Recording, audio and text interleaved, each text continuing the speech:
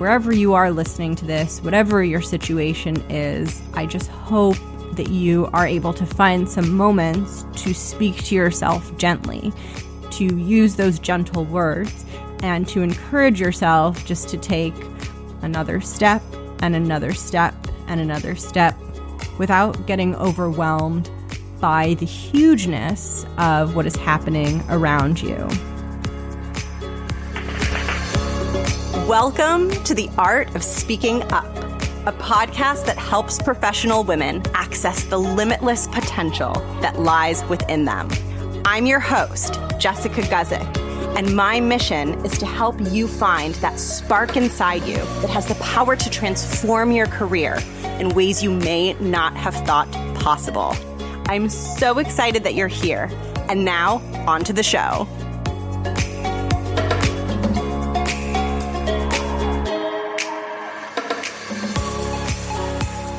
Welcome to the show. Thank you so much for tuning in.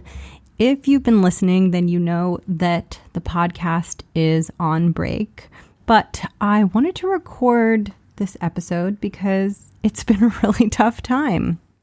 The past couple of weeks have been really uncertain and chaotic and scary and sad and overwhelming and so many other things. And I wasn't exactly sure what to say on the podcast because I felt like I had to say the quote unquote right thing or have an answer. And the situation is just so big that I didn't really have that. But I did want to share one thing that might be helpful. And I just wanted to talk a little bit about comforting ourselves during times of uncertainty and times where we're feeling scared or where things around us are feeling very, very overwhelming. And if you listen to the season finale of season 3, then you might know that I'm definitely someone who worries a lot. I've dealt with worry and anxiety for most of my adult life. And through that experience, although it's not always the most fun thing, it has been really helpful and it has led to a lot of growth in terms of me learning how to calm myself down and how to find peace within myself during difficult situations. And it's not always perfect and I'm not able to do it all the time, but I have gotten better at not letting the outside world overwhelm me quite as much. And because now is a very overwhelming time, I wanted to just share a little bit about what's helpful for me in case it might be helpful for you during this very uncertain and very scary and rocky time period that we're all in. And I wanted to preface this or start this out with a concept that has been really, really helpful for me in my life. And I read about this way long ago when I was much, much younger in the very first self-help book that I ever bought. So for context, I love self-help. I'm kind of obsessed with it. You may have picked that up listening to the podcast. But when I was young, and the first time that I was exposed to self-help was when I was much younger. I must have been like at a Barnes & Noble or something. This was way before the days of Amazon. And I picked up a book called Life Strategies for Teens. And it was written by Jay McGraw, who is Dr. Phil McGraw's son. And it had these 10 life rules in it that were supposed to help you understand life better and just be more proactive in terms of taking control of your life and having a positive, productive, joyful life. And there was something in that book that really, really stuck with me and has been really, really helpful for me, both, for the current situation, but I think this is helpful in so many different situations. And the book essentially talked about how our thoughts and our perceptions really control how we experience the world. And the way that they talked about it in that book was they likened it to a cassette tape. People barely talk about cassettes anymore these days. This book is kind of old and I'm really dating myself and the book. But it used the idea of like a tape, a cassette, playing in your head and playing these thoughts all the time. So when we're moving about our day, we're just getting all these thoughts and it's like there's this tape playing in our head. And often, if we don't pay attention and we don't really notice what those thoughts are, we might often have a lot of very negative thoughts that are playing in our heads. And sometimes it becomes so much of a default state that we don't even realize that it's happening. We don't even realize that we have these negative tapes playing these negative thoughts and worries in our minds over and over and over again. And if we don't pay attention to what we're thinking, and if we are not paying attention to what's going on inside our heads, it will just continue to do its thing and surface thoughts. And not all of those thoughts might be pleasant. They might not be thoughts that are helpful or productive or that we want to have. And this is why cultivating awareness of what we're thinking is so important. Because as soon as we stop and say, what's going on inside my head? What am I thinking right now? We step into the driver's seat, and it's essentially as if we're pressing pause on the tape cassette player, and we're taking out the cassette if we don't like what it's saying, and we're putting in the cassette that we want to listen to. So we hit pause, and then we say, okay, those were the thoughts that my brain was generating. It was saying I'm overwhelmed. It was saying I'm scared. It was saying things are really bad. I'm going to press pause and I'm going to take that cassette out. And what cassette do I want to put in? What thoughts do I want to be having?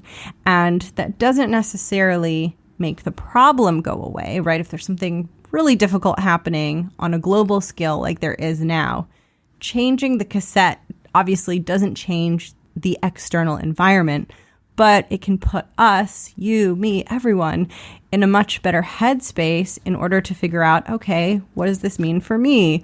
What does this mean for my life? What do I need to do next? What are my next steps? And when we do this, when we go through this process of becoming aware of the default cassette that's playing, pressing pause, taking the cassette out of the player, and then putting in a different one, what we're essentially doing is we're getting in the driver's seat and we're taking control of our thoughts. And we're essentially going from being in a very default reactive mode to trying to direct our attention and our thoughts and the feeling state that our thoughts create and move them in the direction that we want to be going in, that reflects our desires and reflects what we want to happen and how we want to think and feel. And this process of doing this, of changing the cassette tape, I essentially think about this process as literally talking to ourselves. So when the default thoughts are going, the cassette tape is playing. But when we get in the driver's seat and focus, we begin speaking to ourselves. And whenever we're speaking to ourselves, we're choosing what to say and we're taking control of the situation. And one thing that has been very, very helpful for me in times of fear, in times of anxiety, in times of uncertainty, is speaking to myself.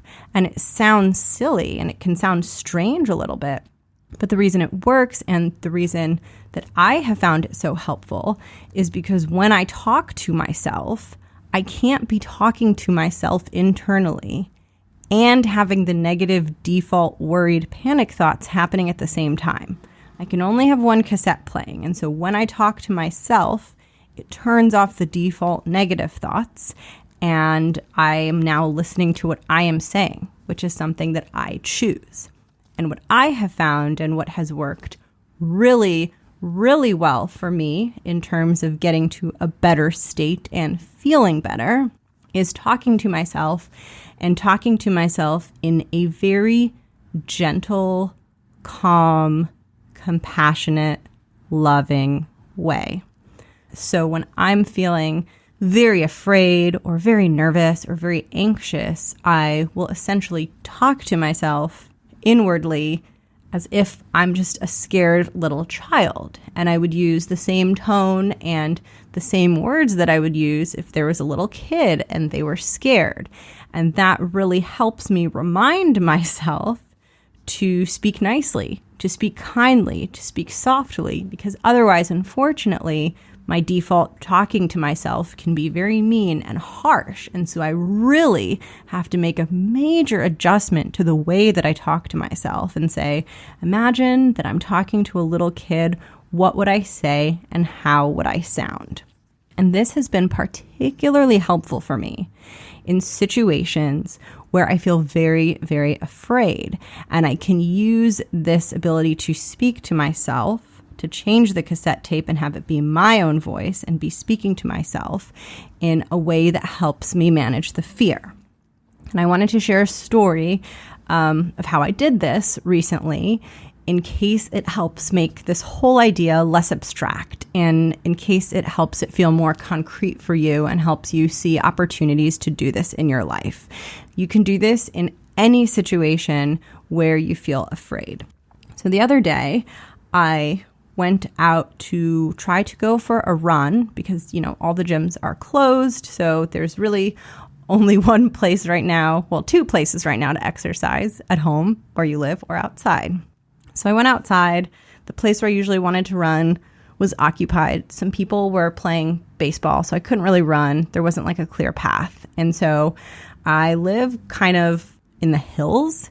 And so behind my apartment complex, there are all these hills and there are some random hiking trails. They're not like super paved, but they're there.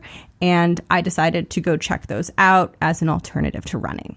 So I'd never been on these hiking trails, and I kind of got on these hills behind where I lived and I started climbing. And the trail that I was on was like pretty narrow and fairly steep. And I was going up and up and up, and it was really insanely beautiful. And when I got to the top, I saw two little deer that were grazing, which is insane because I live in Los Angeles, which is a super, super urban place. It was just like so magical and so wonderful. Got to the top and walked a little bit, breathed in the amazing feeling fresh air that you get when you're surrounded by plants, and the oxygen just feels super refreshing and wonderful. And then I kind of turned around and started to make my way back down. And as I started descending, I could see how high I was above the building where I lived. So because the hike is behind my apartment building, I was kind of at the top of it, and I could see the roof of the building that my apartment was in. And I realized how high up I had gone, how much elevation I had gained, and how much distance there was between me and the top of my building.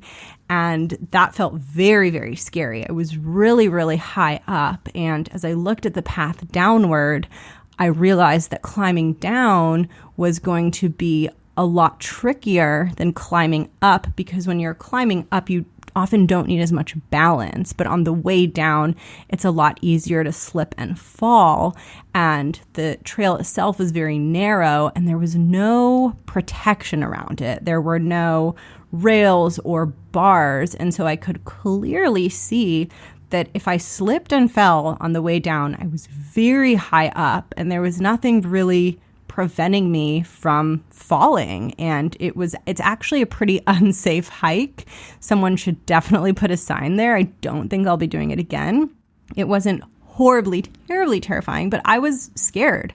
I was scared on the way down, and I had a moment of fear and panic and thought, okay, how do I go down this trail in a way where I know I'm not going to slip? And I kept looking at how high I was and how much distance I had to go back down to get to the bottom, to get to the safety of my building. And every time I looked at that far distance downward, I could feel myself starting to panic, and I could feel myself getting very, very afraid, and it almost paralyzed me and made it very difficult for me to figure out what to do.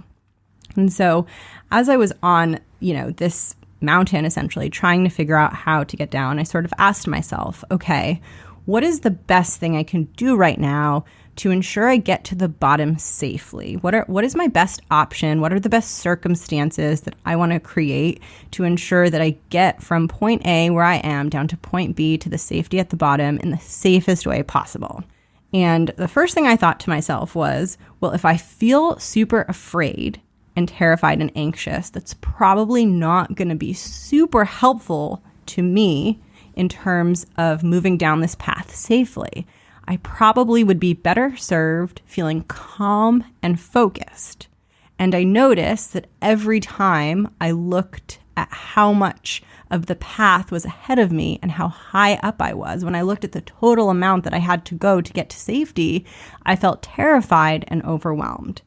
So I decided to stop looking down at the bottom and simply direct my attention to the few steps ahead of me and the ground that was right below me. So I would focus just on the path beneath my feet and not let my eyes look farther down to see the overwhelming amount of path that I had left to descend.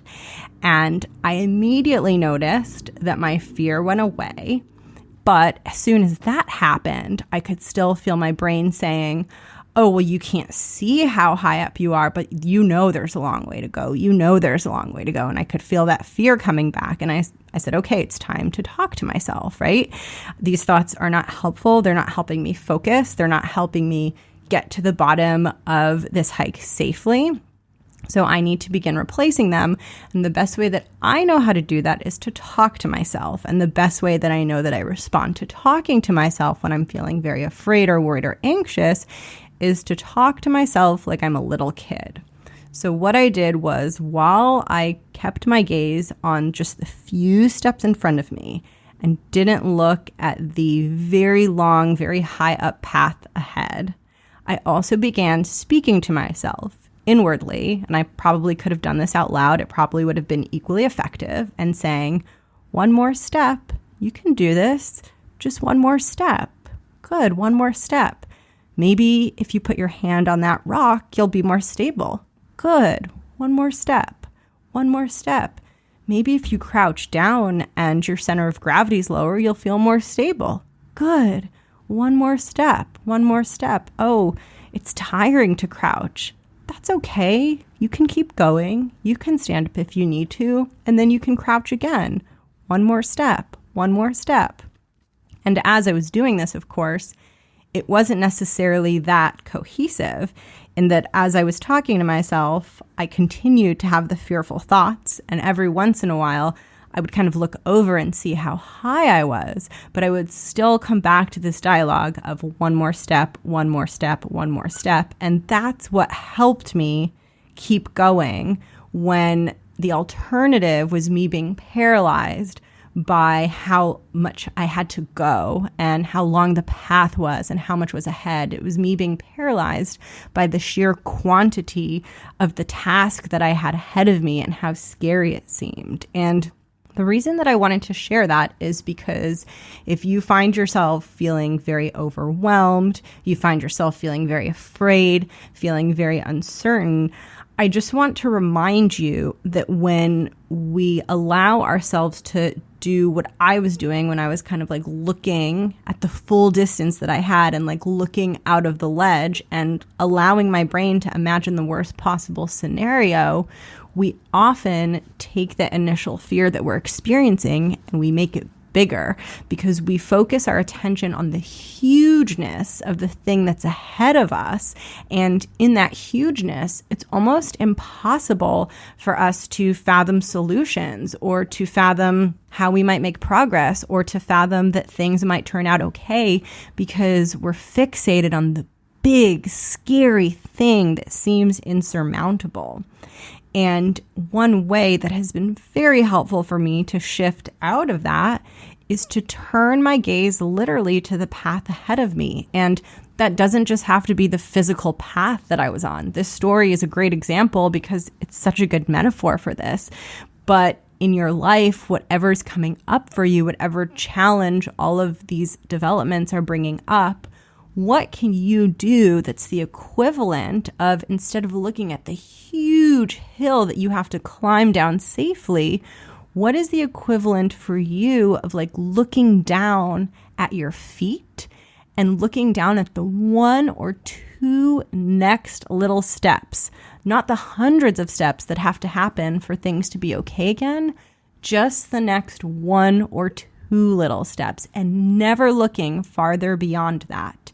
And as you take those steps, speaking to yourself and encouraging yourself along the way and saying, I can take one more step. I can do this. I know that I can do this. This idea that I'm sharing with you, an author that I'm a huge fan of. Her name is Tama Kieves. She has written amazing self-help books. She is just, oh my gosh, she's such an inspiration for me. I was listening to a podcast interview with her, and she talked about how she does this in her mind. And the example that she gave was she had this moment in her life where I think she was riding on a subway train, and she needed to take the subway train several stops to get to her destination. And she started feeling herself have the beginnings of, I think it was like a panic attack or an anxiety attack, that she needed to get off the train. But she knew that she didn't want to get off right away because she was trying to get to her destination. And the way that she was able to get through that situation was to do similar to what I did when I was hiking down the hill, to just speak to herself. And what she did was she just spoke to herself and said, "One more stop, Tama, just one more stop, one more stop. Can you be with this for another minute and another minute and another minute?"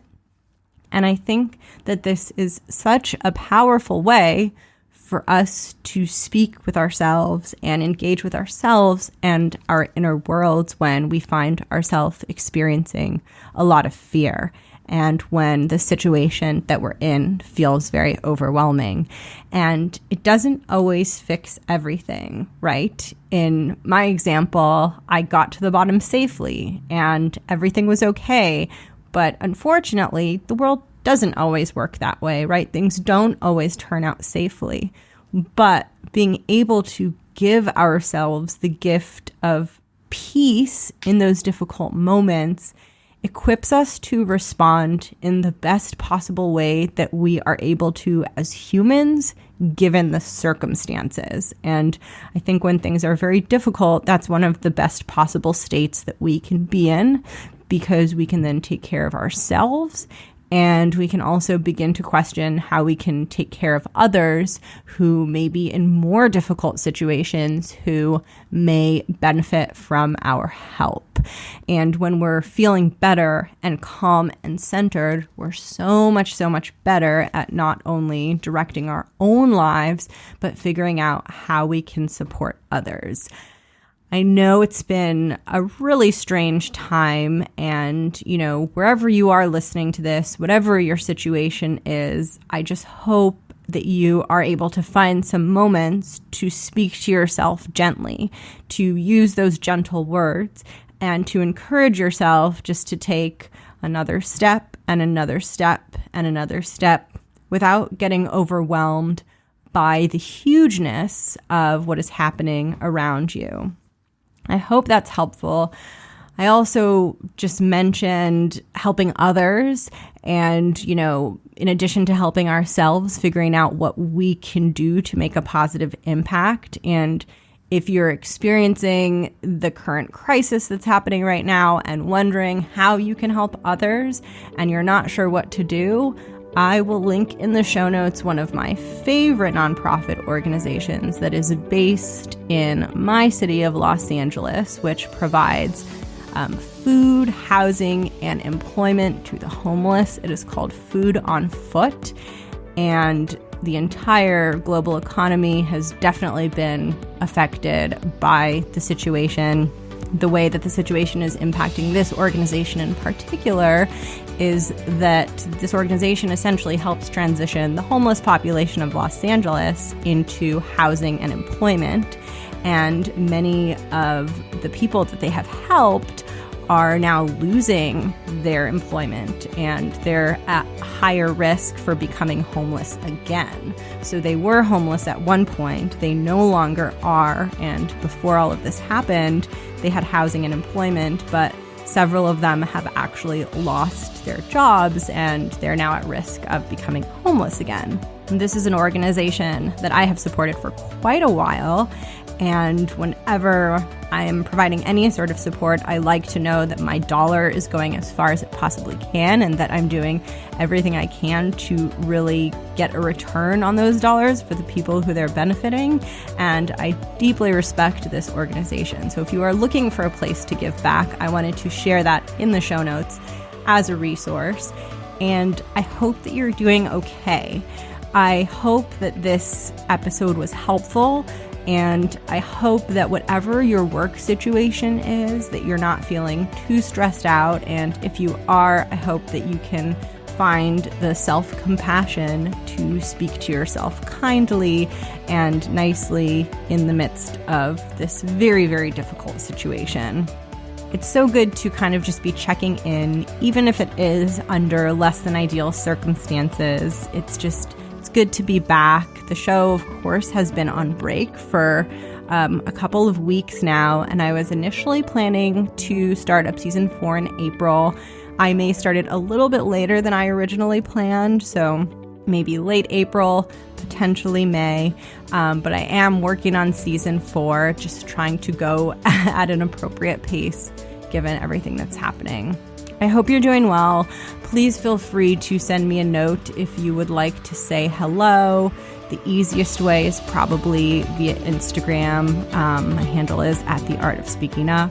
All right, I hope you're doing well. Take good care of yourself. Remember that this too shall pass. Try to think of a time where things return to normal. Try to remember that feeling of things returning to normal, things being okay, and try to hold on to that energy if you can. All right, I'll catch you in the next one. Hope you're doing well, and talk soon. Bye.